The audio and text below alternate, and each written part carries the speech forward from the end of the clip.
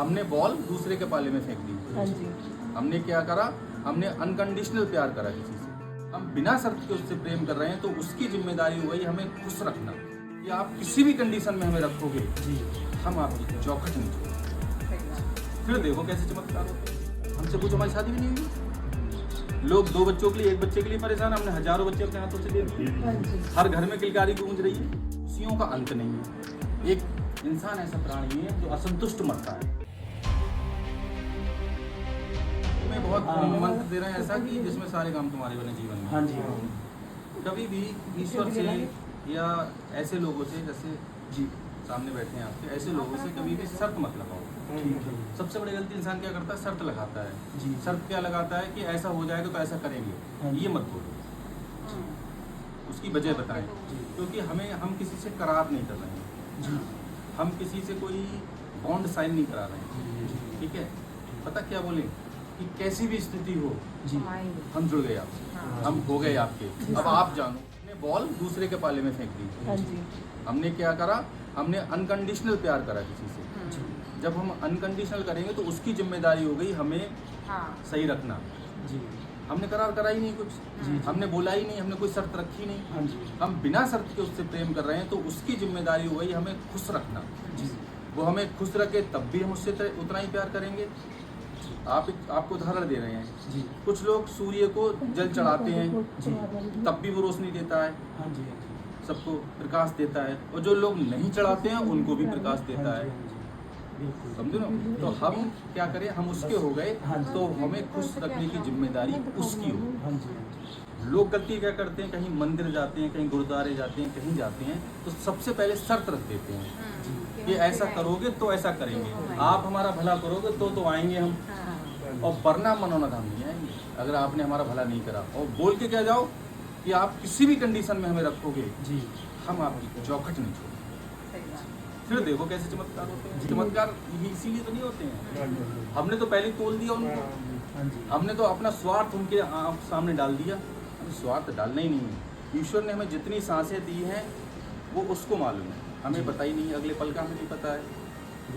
तो हम ये सोचें, ईश्वर आपने जितनी हमें सांसें दी हैं, अब आपको ध्यान रखना है कि आप हमें खुश रखोगे या दुखी रखोगे, आप जानो, हम तो आपके हो गए जी। फिर देखो, तो जीवन में खुशियाँ ही खुशियाँ जी। अगर जैसे आज लाखों चमत्कार हमारे हाथों से हो रहे हैं, समझना मेरी बात, हाँ जी। आप दुनिया में कहीं गूगल पे कहीं कुछ करके डालोगे, इस तरह के चमत्कार पूरी दुनिया में आपको नहीं मिलेंगे, एक वीडियो नहीं मिल सकता किसी का जी, जी, जी। और आज क्या है, वो कितने बड़े बड़े महान संत बने बैठे हैं जी, जी। जिनको लाखों लोग फॉलोअर्स कर रहे हैं, वो किसी का नाखून भी ठीक नहीं कर पा रहे हैं, और हजारों रुपए की उनकी फीस है उनसे मिलने की, उनकी सारी चीज़ों की। एक एक कथा के वो 50-50 लाख रुपए ले रहे हैं, और चुटकुले बोल रहे हैं बैठ के व्यास गद्दी पे, लेकिन लोग फॉलो कर रहे हैं, उल्टा सीधा बोल रहे हैं, फिर भी लोग सुन रहे हैं, लोग दीवाने हैं उनके। इतना नाखून किसी का ठीक नहीं कर पा रहे हैं। लोगों को बता रहे हैं कि शिवलिंग पे बेलपत्ती चढ़ाओ तो तुम्हारा बच्चा पास हो जाएगा, खुद का बच्चा उनका फेल हो रहा है, और फिर भी वो बने पड़े हैं। रियलिटी पता क्या है, वो कर रहे हैं व्यापार, और हमारा मकसद व्यापार है ही नहीं। हमारा मकसद है परोपकार, इस धाम पे पॉजिटिव एनर्जी छोड़ना, जिससे किसी के जेब में 10 रुपया भी ना हो, वो भी खुशियाँ लेके जाएगा, और वो जो दुआ हमें दे के जाएगा, उससे चमत्कार और बढ़ेंगे, उससे हमारी आंखों में आंखें मिला के बात करने की क्षमता बढ़ेगी, चेहरे पे हमारी चमक रहेगी, इस धाम पे चमक रहेगी। और जिस दिन पैसे का चलन चला दिया है यहाँ पर, उस दिन नीरसता आ जाएगी। आप आओगे, आपका मन ही नहीं लगेगा इस धाम में, आपको ये लगेगा कि मैं कहाँ से व्यवस्था करके आया हूँ, मैं पत्नी के जेवर घर में रख के आया हूँ, धान बेच के आया हूँ, गेहूँ बेच के आया हूँ, तब पैसे लेके आया हूँ महीने से मिलने के लिए। यहाँ कोई पता नहीं, आप अपना जो किराया भाड़ा खर्च करके आए हो, आए हो, हमें नहीं पता आपकी जनरल डिब्बे से आए हो, इसी डिब्बे से आए हो, अधिकारी के परिवार से आए हो, किसी टर्री रिक्शे वाले के परिवार से आए हो, हमें नहीं पता है, हमें तो मिलना है आपसे। इसलिए इस तरीके की जिसने सोचोगे तो आप एक बच्चे की कदर लाइन लग जाएगी बच्चों की, और जुड़वा बच्चे लेके आओगे। वीडियो देखो, हमारे में जुड़वा बच्चे देते हैं, क्योंकि 28 साल बाद ही जुड़वा बच्चे हुए हैं जी। तो क्या वो है रियल चमत्कार। कभी भी किसी भी कहीं भी ऐसे स्थान पे जाओ, शर्त ईश्वर से हम क्या शर्त रख सकते हैं? हाँ जी, उससे तो शर्त रख ही नहीं सकते हैं। अभी किसी चीज़ जो हमारे कहने से अगर ईश्वर चमत्कार ना करे तो हम क्या उसकी पूजा नहीं करेंगे, हाँ जी, या उससे प्यार नहीं करेंगे, या आरती नहीं करेंगे? सब कुछ करे या ना करे। जब कोई चमत्कार नहीं थे, जब हम अकेले यहाँ रहते थे, तब भी हम उतनी प्यार से आरती करते थे, उतने ही प्यार से ईश्वर से मिलते थे।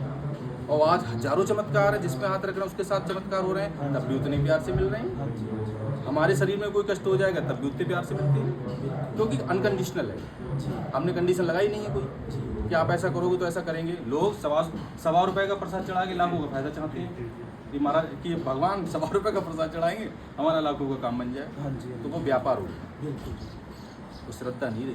जी, और यही गलती है और लोगों में और हम लोगों में, यही अंतर है। जी, जी, जी, हम कोई कंडीशन नहीं, हम सुबह को उठते हैं सिर्फ एक बात बोलते हैं कि बाबा इस मनौना धाम पर जो भी कदम रखे उसका भला हो, जी, और इसी की भला हो। हमने कोई कंडीशन नहीं लगाई। ये चीज़ बहुत रहस्य की बता रहे हैं। जी, और फिर देखो तुम्हारे जीवन में पता है, हम पता मांगने कुछ चाहते हैं, किसी से मांगने गए हम कुछ और मिल गया हमें कुछ, वो हमें पता ही नहीं कि हमें ईश्वर दे क्या रहा है, जी, समझो। हाँ तो जी। इसलिए कुछ पता नहीं इस धाम पे आए हो क्या मांगने आए हो, क्या तुम्हें मिले।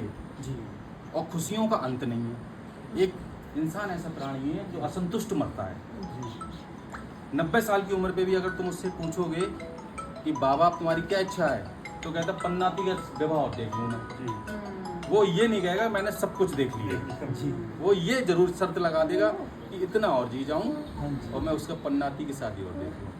इसलिए इंसान जो है असंतुष्टि ही मरता है, संतुष्ट होता ही नहीं है। तो ये मोह माया ही इंसान के लिए परेशान करती है। जी, वो कुछ कभी भी उसे खुश रहने ही नहीं देती है। जब हमें लगता है कि वहाँ पहुँचने पे हमें सारी खुशियाँ मिल जाएंगी, जब हम वहाँ पहुँचते हैं तो हमें लगता है यहाँ तो कुछ है नहीं, इससे आगे खुशियाँ हैं। हम दौड़ते रहते हैं पूरी ज़िंदगी खुशियाँ ढूंढने के चक्कर में, हाँ जी, और एक दिन हम असंतुष्टि चले जाते हैं ऊपर।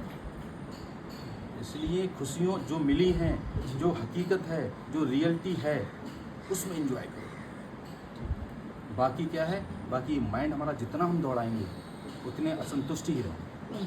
जी, हमें एक चीज़ मिल जाएगी, दूसरे की चाह बढ़ जाएगी, और हम जो जीवन है हमारा उसको हम जी नहीं पाएंगे। ऐसे हजारों लोग हैं जिनकी बच्चों की बात करते हो, उनकी शादियां भी नहीं हुई। हमसे कुछ हमारी शादी भी नहीं हुई।